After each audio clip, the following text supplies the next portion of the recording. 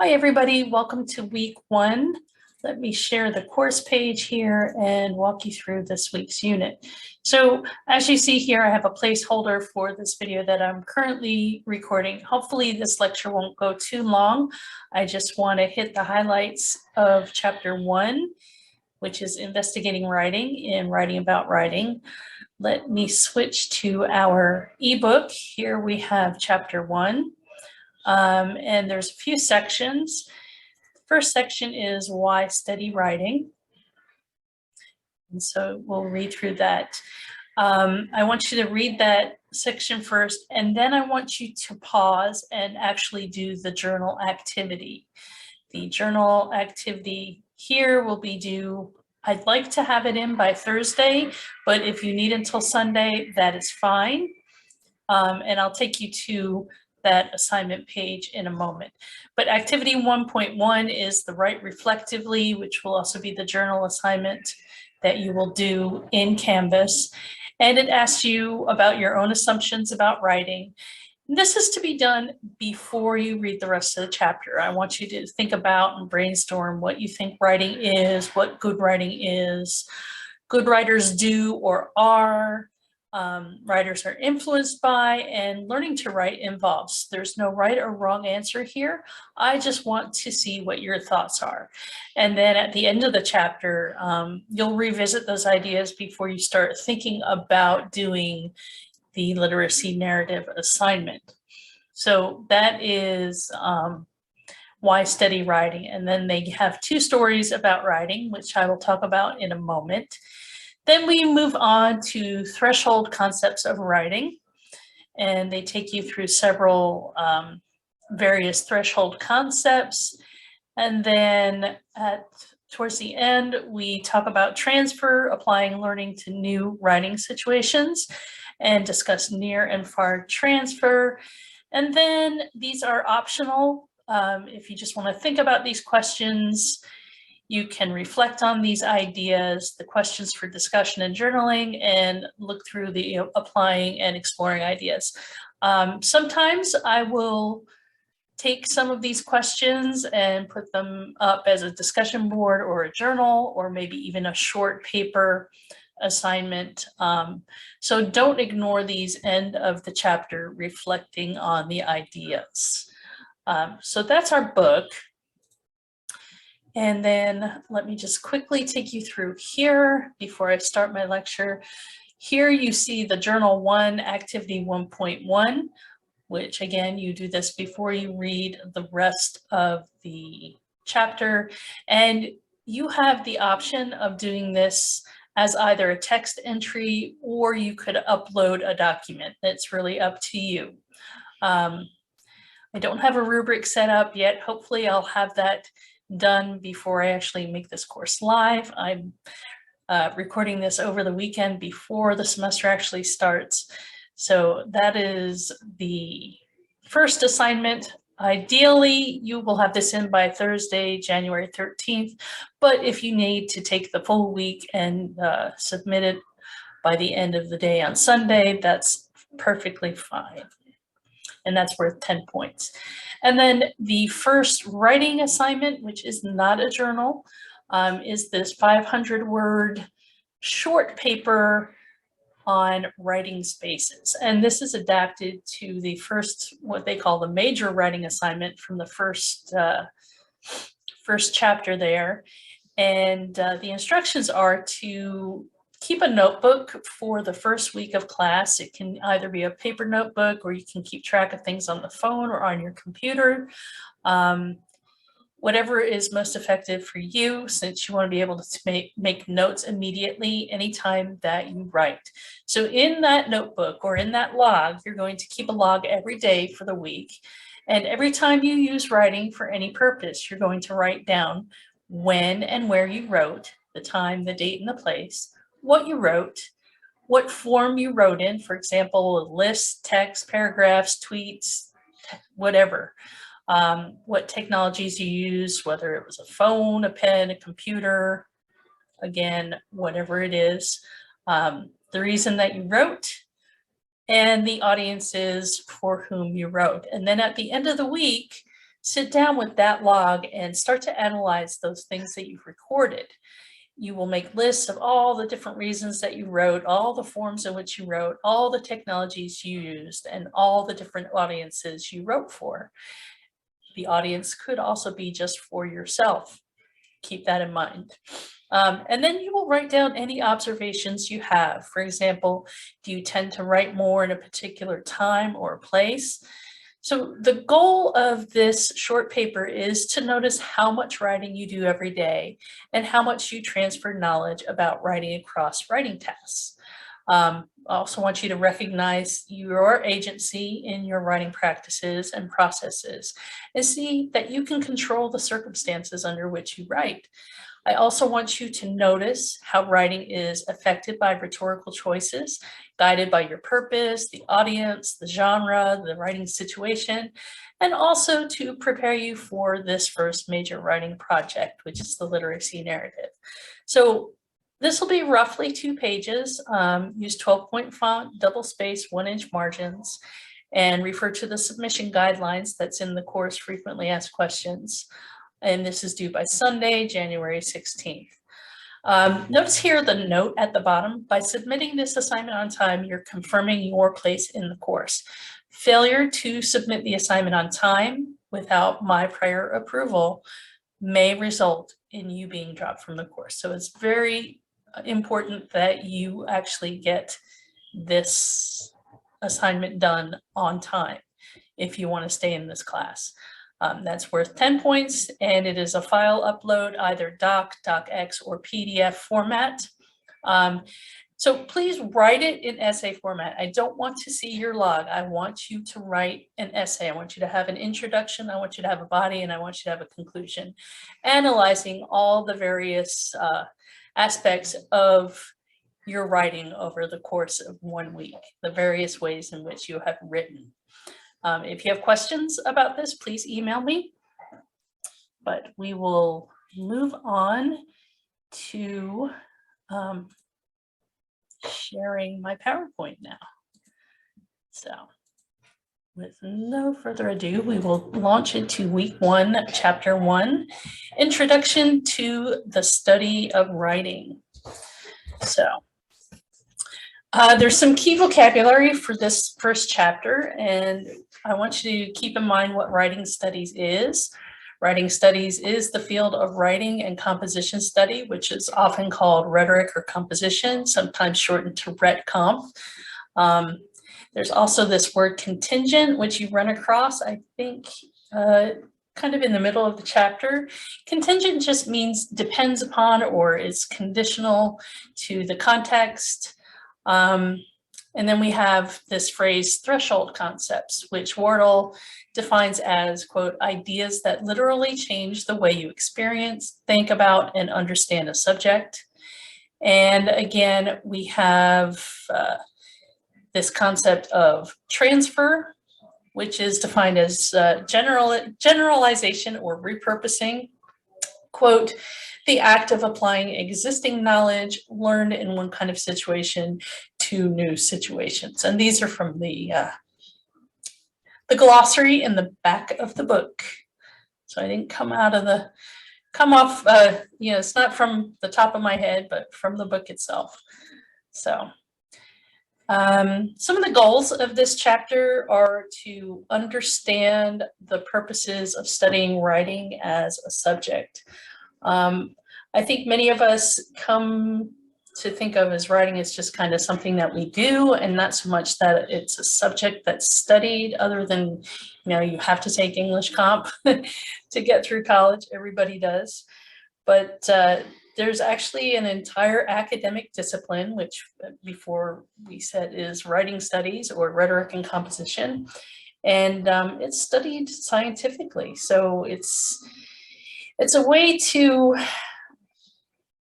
show you that what you're studying matters, because there are other people who are interested in it as well.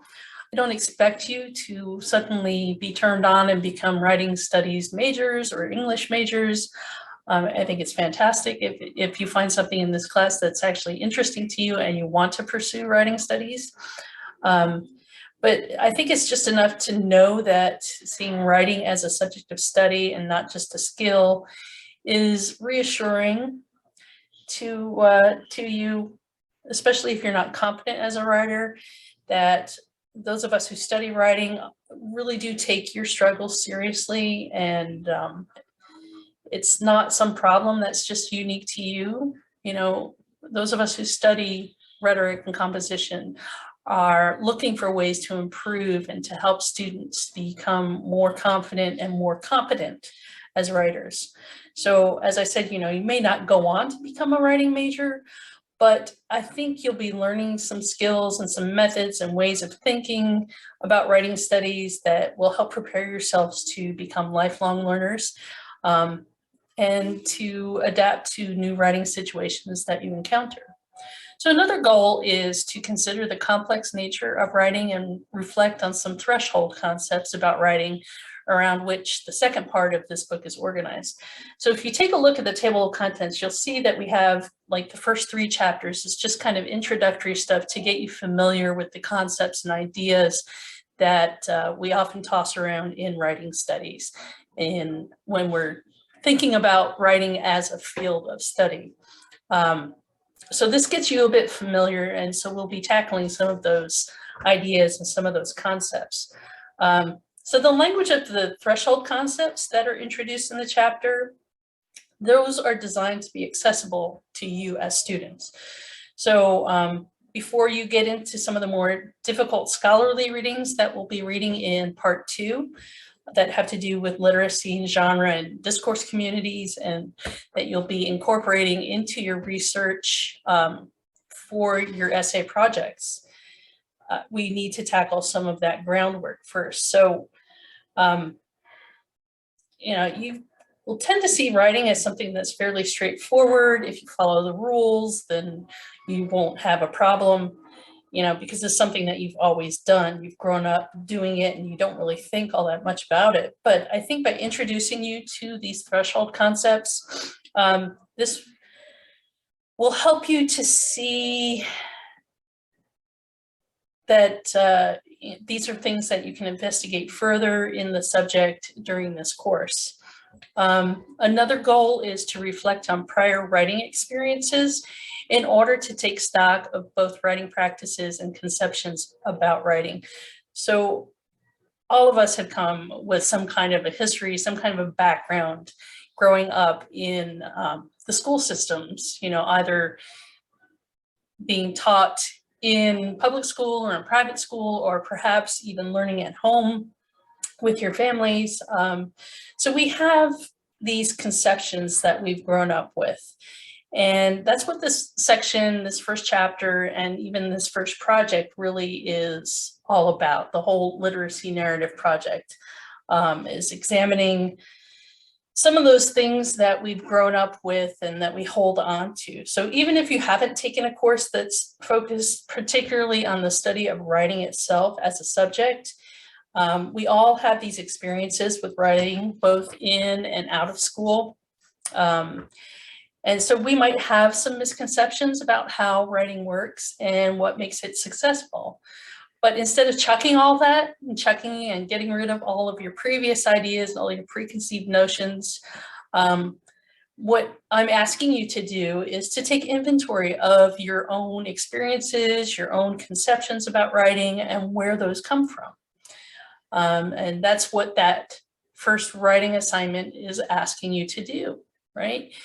You are going to become mindful learners who take ownership of their learning, and also we honor and respect the individual lived experiences that you've had prior to coming into this class. So the last goal here is to understand how transfer or writing knowledge works and how to encourage it through reflective practice. I just see I didn't revise or proofread, so I will fix that before I post it to you. So the goal of this kind of approach, the writing about writing approach, is not to make you into writing studies scholars or English majors, and it's not really even to help you succeed only in this class. Hopefully, what you take from this class will help you to develop transferable knowledge about how writing works that you can take into a variety of writing situations, not only in your academic courses, but also in your careers and wherever you find yourselves composing. So by learning about this whole transfer idea and how it works early on is a way to explain the rationale of the book that we're using, and of course, the course that I'm teaching here. And these are key for you to successfully take up the ideas that you're learning so that you can use them in future writing situations. So those are the goals of chapter 1. So let's go about what. So you're asked to think about why study writing, and they present you with 2 stories about writing. There's the traditional story that writing is not about content, and this is one that, you know, if you've grown up in the US school systems, writing is not about content, but about error avoidance and about correctness, you know, using proper grammar, proper format, the correct organization for your papers, so on and so forth. And then they present a second story, which is a research-based story, where writing is not just, you know, avoiding error and being correct in all things. It's also about content and the material. It's about the different forms and different arrangement that writing takes. It's about invention, coming up with ideas. It's about process. And of course, it's about rhetoric, how we persuade our audiences. It's such a variety of things, and it isn't always a neat process of steps, right? There are lots of things going on with reading and writing, and it's not just about being correct. So those are the 2 stories of writing. And then they ask, why study writing? And the key takeaways for this is to understand that writing is researchable,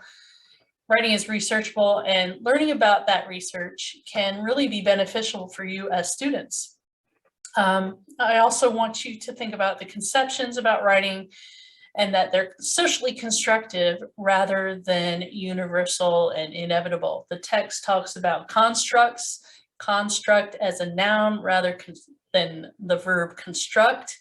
And if you think about our ideas that we have about writing, they are often social constructs rather than something that's universal. It really does depend on the situation and the surroundings. So studying writing is an important thing. So the bulk of the chapter has to do with what they call threshold concepts of writing. And these are kind of new ideas that you're being presented with. First, they talk about the meta concept. Writing is not just something people do, but something people study through inquiry. Again, this is going back to the whole idea of the field of writing studies or the field of rhetoric and composition. It's not just something that you've always done, but it's something that people study and analyze, and you know, it's just kind of an interesting and new field. So it's not just the rules of grammar, style, and form. It is involving how we learn to write, how we can teach writing well, how technologies affect our writing processes, why some styles of writing are seen as more valuable than others.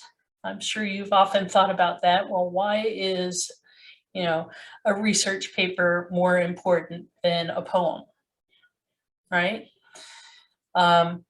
And how we use writing to accomplish goals, to communicate, and to persuade. So this is the meta concept, you know, this really big stuff of how we approach writing, and that it's not just something people do.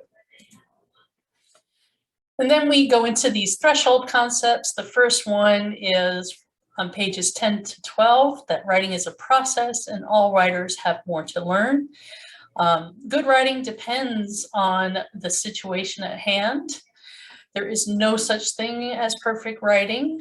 There's always more revision to do. So even though we call them final revisions, that you have the rough draft and then you have the final revisions, I like to call it really the good enough revision, that you've done as much as you can at that point, that you're ready for somebody else to take a look at it and put a stamp of approval on it. But you can always do further revision. And the other thing to take away from this is that writing requires practice. Even for experienced writers, there's always something new to learn. You're not going to know it all, even if you've had years and years and years of experience writing and publishing even.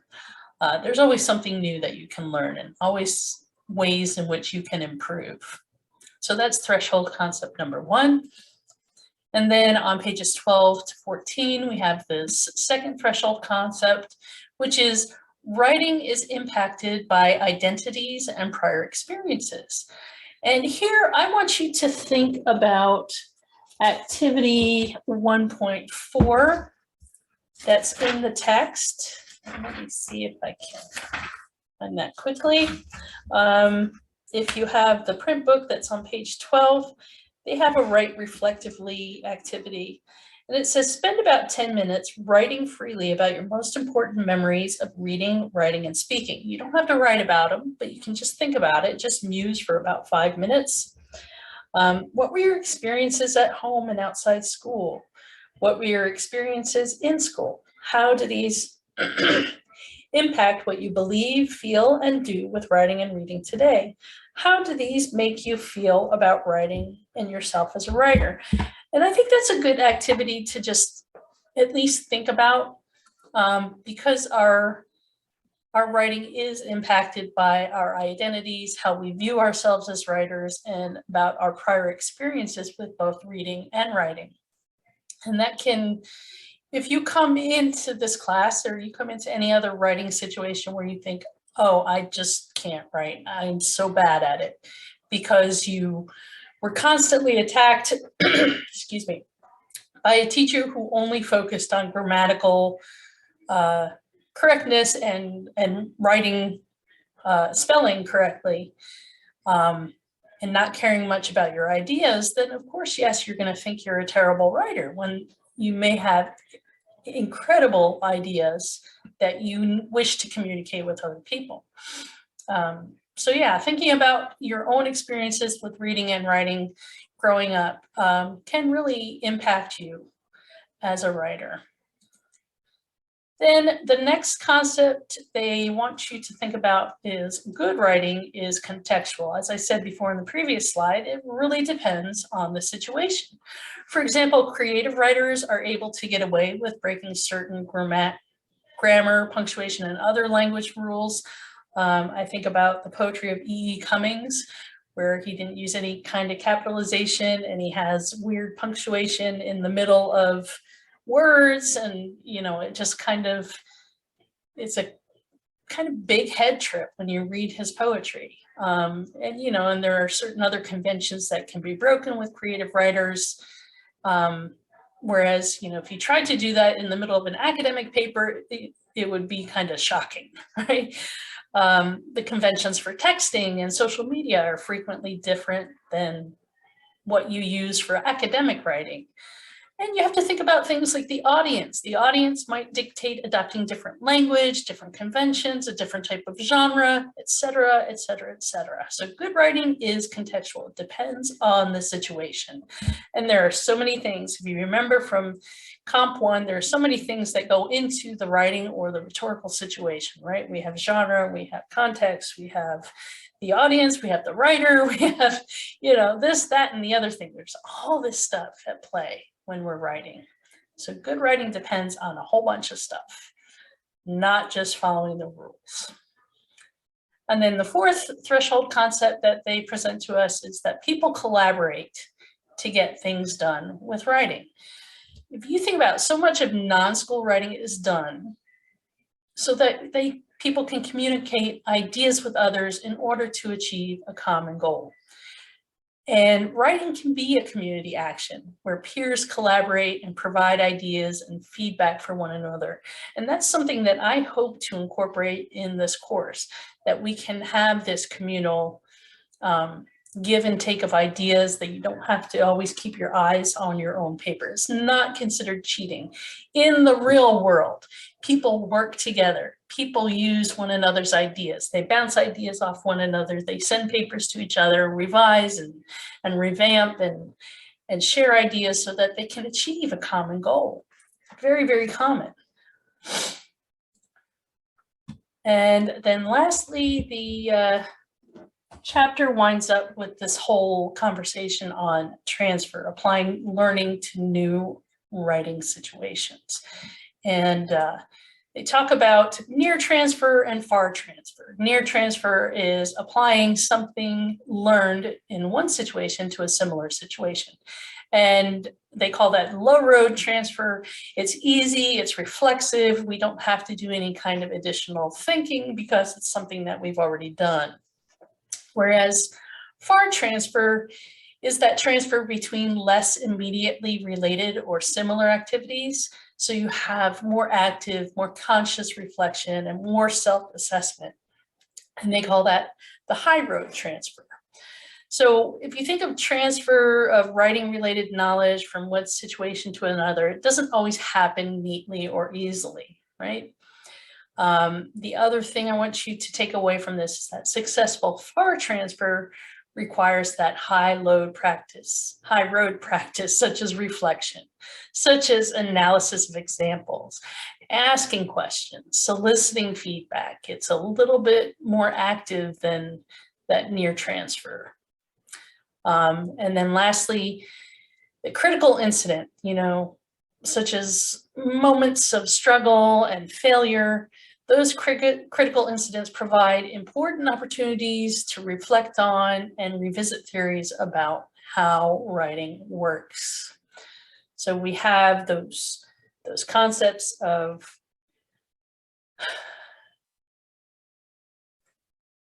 transfer, and we have the concepts of threshold, the 4 threshold concepts, as well as the meta concept that writing is not just something that people do, but something people study through inquiry, right? So hopefully this presentation has provided a nice little summary for you. Let me go back to our course page to see if there was anything else that I needed to elaborate on. So yeah, the journal of activity 1.1, strive for getting that to me by Thursday. If you need more time, you don't need to email me, but if you need more time, you can take until Sunday. And then the 2 pages, roughly 2 pages, 500 words on the writing spaces. So make sure, heads up, hopefully you're watching this before trying to jump into doing the assignment. But it's always a good idea to look at the assignment that's due at the end of the week, at the beginning of the week, to make sure that, if you have something that you have to do throughout the week, that you're doing it and you're not waiting until the last minute to get it done. So that's due on Sunday, and make sure that you get that in on time to ensure that you secure your space in the class. Other than that, if you have any questions, you know how to email me, malatvj@ucmail.uc.edu. I hope you have a wonderful week, and I look forward to reading your discussion board posts and learning more about you as a class. Take care, everybody. Bye-bye.